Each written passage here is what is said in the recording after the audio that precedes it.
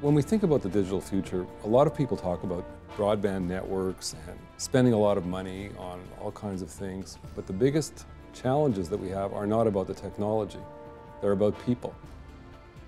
Because it's people who make technology happen. I'm David Ticoll, Executive Director of the Canadian Coalition for Tomorrow's ICT Skills.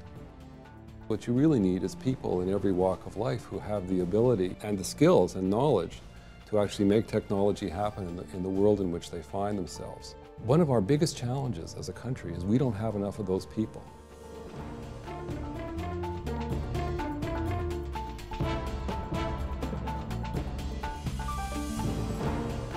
You know, across Canada, there are 80 post-secondary programs at the college and university level that teach game design.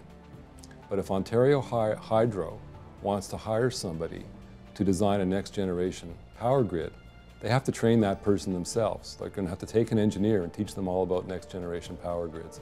There is not one program in Canada that focuses on design of next-generation power grids.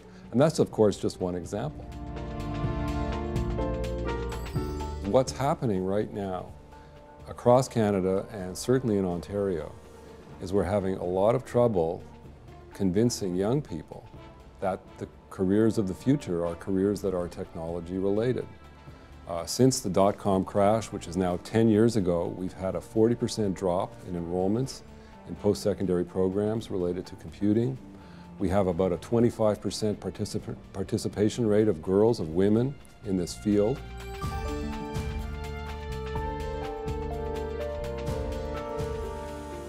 The reason why kids are not enrolling in programs is because they believe that these jobs are boring. It's not because they think there are no jobs. They believe that the jobs are there. They're probably easier to get than in most other fields. They pay just as well, if not better. There are great opportunities for promotion, even for travel, but they don't care. That's not a factor that affects their interest or lack of interest in going into this field.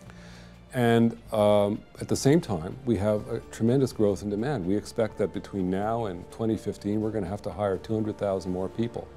On the one hand, to make up for people who are retiring, but also because of growth and demand for people with these jobs.